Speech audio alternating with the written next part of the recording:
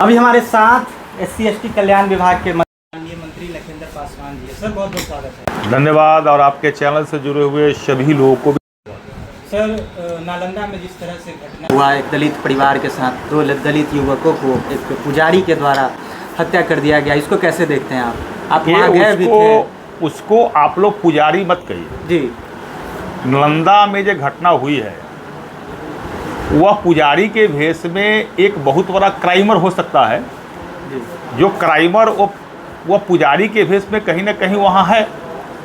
नहीं तो एक पुजारी जो होगा, एक साधु होगा, एक संत होगा, वह कभी किसी को हत्या कर ही नहीं सकता।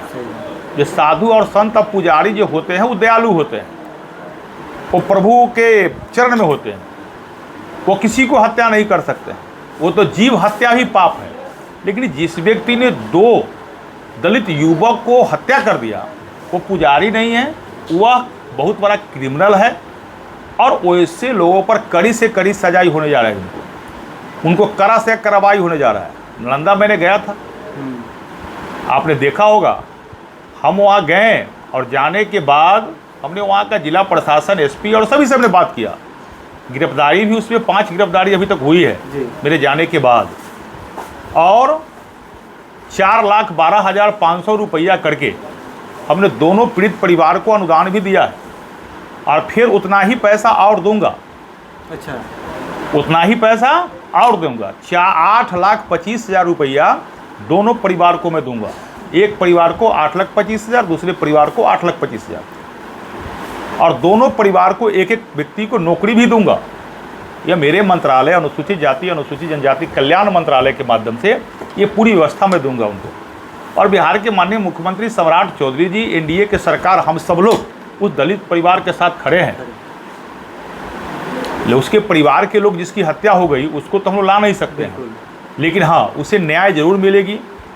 इस सरकार में क्राइम से, करप्शन से और कास्टिज्म, ये 3 गो से कहीं कोई समझौता नहीं किया जा सकता है।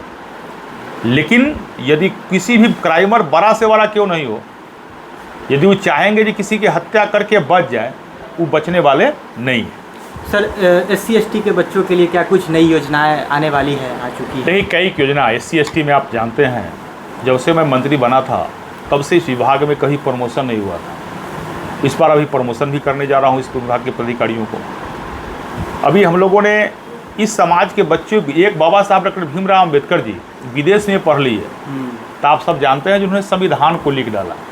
आप तक नरेंद्र मोदी जी हजारों की संख्या में दलित समाज के बच्चों को और बच्चियों को विदेश पढ़ने, नेशनल ओवरसीज स्कीम जो भारत में, भारत सरकार केंद्र में लागू है लेकिन बिहार में लागू नहीं था, उस योजना के अभी हमने बिहार में लागू किया है, नेशनल ओवरसीज स्कीम।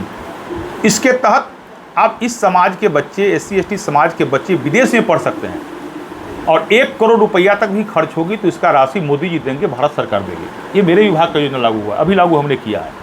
उसी प्रकार पहले जो BPSC के, UPSC के, IAS के, बैंकिंग के, रेलवे के या बड़े पद की कोई तैयारी करता था लड़का बिहार और बिहार से बाहर कोई बड़े इंस्टीट्यूट में, तो उसे पहले हम लोग 75,000 रुपया से 1 लाख रुपया तक देते थे।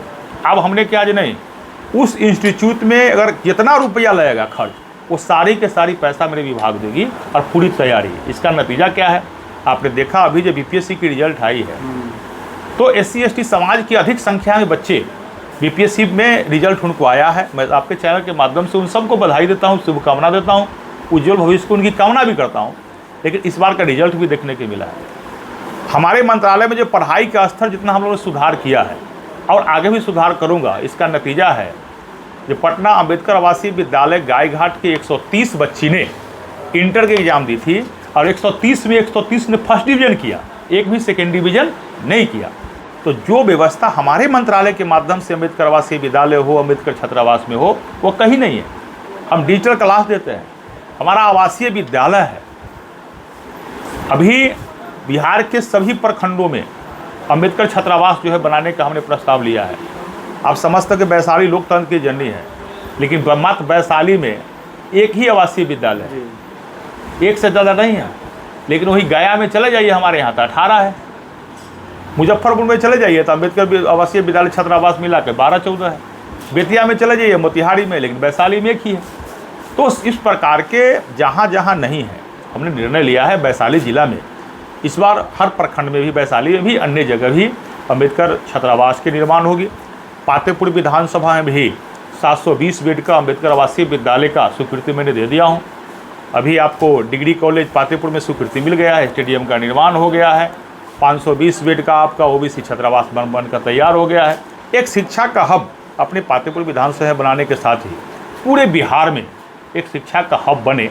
अब बाबा साहब डॉक्टर भीमराव अम्बेडकर जी का सपना निश्चित रूप से साकार नरेंद्र मोदी के नेतृत्व वाली सरकार में हो, इस लेकर एनडीए के बिहार के सरकार निरंतर हम लोग काम कर रहे हैं।